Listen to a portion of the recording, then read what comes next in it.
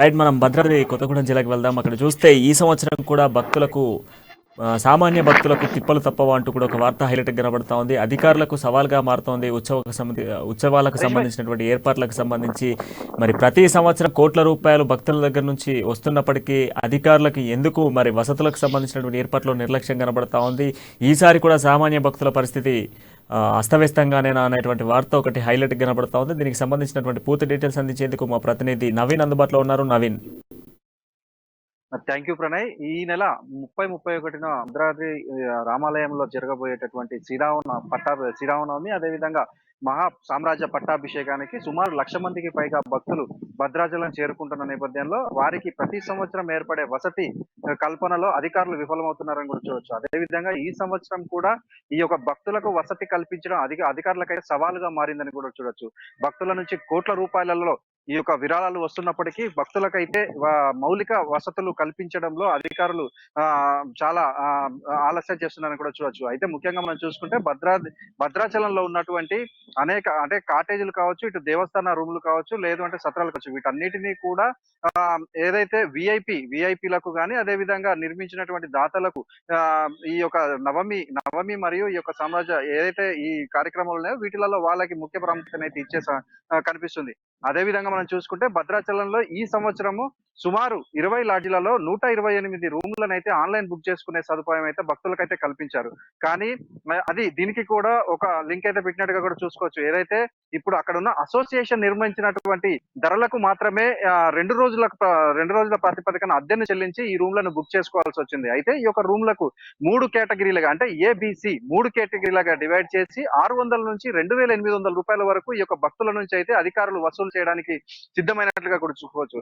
అయితే ఈ యొక్క వాటికి ఉన్న మౌలిక వసతుల ప్రకారం ఒక రేట్లను 600 నుంచి 2,800 ఇస్తున్న నేపథ్యంలో చాలా మంది భక్తులు కూడా వాటిని భరించలేక అంటే ఆ రెంట్లు కట్టలేక, అదే విధంగా ఇటు దేవస్థాన సత్రాలు దొరకక వారి కరకట్ట పరిసరాలలోనూ అదే విధంగా కళ్యాణకట్ట వేసినటువంటి కళ్యాణ మండపాలు షామియానాల కిందనే తలదాచుకోవాల్సిన పరిస్థితి అయితే ఏర్పడింది.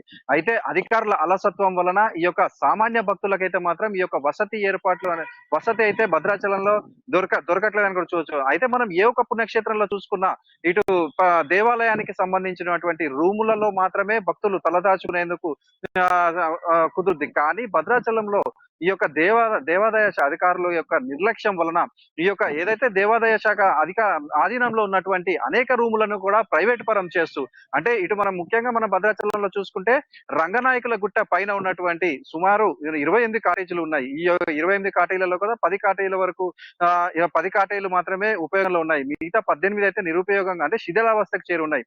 ఈ యొక్క 10లో కూడా అక్కడ 5 ఏదైతే దాతల వల్ల నిర్మించినటువంటి ఈ కాటేజీలను వారికి అంటే దాతలకు సంబంధించినటువంటి వారికి రిజర్వేషన్ చేపించే పరిస్థితి కనిపిస్తుంది. అయితే ఇప్పుడు కరకట్ట సమీపంలో కూడా శ్రీరామ నిలయము, అదే విధంగా సీతా నిలయం కూడా ఉండేది. వీటిని కూడా కొద్ది రోజుల క్రితం ప్రైవేట్ పరం చేసిన పరిస్థితి అయితే మనం చూసుకుంది. మొత్తంగా చూసుకుంటే భక్తులకైతే ఈ యొక్క ప్రైవేట్ పరం చేయడం, అదే విధంగా దేవస్థానం ఈ యొక్క మొత్తం భద్రాచలంలో చూసుకుంటే ప్రైవేట్ లాడ్జీలు 50కి పైగా ఉన్నాయి. దాంట్లో 500 పైగా రూమ్లు ఉన్న కేవలం 20 లాడ్జీలను ఏర్పాటు చేసి దాంట్లో ఒక్కొక్క లాడ్జీకి సంబంధించి కేవలం 4-5 రూములు మాత్రమే యాడ్ చేశారు. అంటే ఈ యొక్క 4-5 రూములు అంటే మొత్తంగా చూసుకుంటే 120 నుంచి 130 రూములు మాత్రమే భక్తులకు ఏర్పాటు చేయడంపై అధికారుల యొక్క ఉదాసీనత ఏమిటి అనేది ఒక ప్రశ్న అయితే మనకు కనిపిస్తుంది. ఈ యొక్క మొత్తంగా చూసుకుంటే ఈ సంవత్సరం అయినా అంటే సుమారు మనకి ఈ సంవత్సరం జరిగేది శ్రీరామనవమితో పాటు మహా పట్టాభిషేకం, సామ్రాజ్య పట్టాభిషేకం కూడా జరుగుతున్న నేపథ్యంలో సుమారు 1,00,000 మందికి పైగా భక్తులు ఈ యొక్క భద్రాచలం రానున్న నేపథ్యంలో వారికి వసతి ఏర్పాట్లు అయితే అధికారులు చేయడంలో విఫలమవుతున్నారని అయితే మనకైతే వినిపిస్తుంది. ప్రణయ్. నవీన్, గత సంవత్సరం కూడా ఇటువంటి వసతుల విషయంలో కూడా భక్తులు ఆందోళన చేసినటువంటి సిచ్యువేషన్స్ ఉన్నాయి. లక్షలాది భక్తులు వచ్చేటువంటి భద్రాద్రికి సంబంధించి ఎందుకు అధికారులు నిర్లక్ష్యం వహిస్తూ ఉన్నారు? దాంతోపాటుగా పోయిన సంవత్సరం మనం చూసుకుంటే గత ఏడాది కూడా వసతి గృహాలకు సంబంధించినటువంటి విషయంలో చూస్తే వేలాదిగా వచ్చేటువంటి భక్తులకు సంబంధించి 100 లాడ్జీలు కూడా లేకపోవడం ఇది చాలా బాధాకరం. ఇది పెద్ద పుణ్యక్షేత్రమైనటువంటి భద్రాద్రి రాముల వారికి కళ్యాణోత్సవం జరుగుతున్నటువంటి నేపథ్యంలో లక్షలాదిగా వచ్చేటువంటి భక్తులకు మరి ఈసారి కనీసం ప్రభుత్వం ఏమైనా చొరవ తీసుకొని ప్రత్యేక ఏర్పాట్లు చేసేటువంటి ఛాన్సెస్ ఉన్నాయా? ఇప్పుడు మీరు చెప్తా ఉన్నారు ప్రైవేట్ ప్రైవేటీకరణ చేసినటువంటి లాడ్జ్లే ఎక్కువ శాతం కనబడుతున్నాయని. సో వాటన్నిటిని కూడా పండుగ అంటే ఎల్లుండి సీజన్ వైజ్గా మనం చూస్తే 30 వరకు కూడా ప్రభుత్వం ఏమైనా లీజుకి తీసుకోవడమో లేకపోతే ఇంకా ఏదైనా ప్రత్యేక ఏర్పాట్లు చేసేటువంటి ఛాన్సెస్ ఉన్నాయా? అయితే రంగనాయకుల గుట్ట మీదనే టీటీడీకి సంబంధించినటువంటి సత్రంలో సుమారు 30కి పైగా రూములు ఉన్నాయి. కానీ అవన్నీ కూడా శిథిలావస్థకు చేరుకున్నాయి. కానీ ఆ కొత్తవి కట్టకపోగా ఇప్పుడు పాత వాటిని కూడా ప్రైవేట్ పరం చేస్తున్నటువంటి దేవాదాయ శాఖ నిర్లక్ష్యం చూస్తుంటే మున్ముందు ఏదైతే సామాన్య భక్తులు ఉన్నారో వారికైతే వసతులు అయితే దొరికేటట్లేవు. అయితే గత కొద్ది సంవత్సరం 2 సంవత్సరాల క్రితం చంద్ర వెంకటగిరి సమక్షంలో టీటీడీ నుంచి వచ్చినటువంటి సుమారు కోటి రూపాయలతోటి నిర్మించినటువంటి టీటీడీ భవనాన్ని నిర్మాణం కూడా పూర్తయి ఇప్పుడు అది నిర్మాణం పూర్తయి సుమారు 2-3 నెలలు కూడా దాటిపోతున్న సందర్భం అయితే మనం చూసుకోవచ్చు.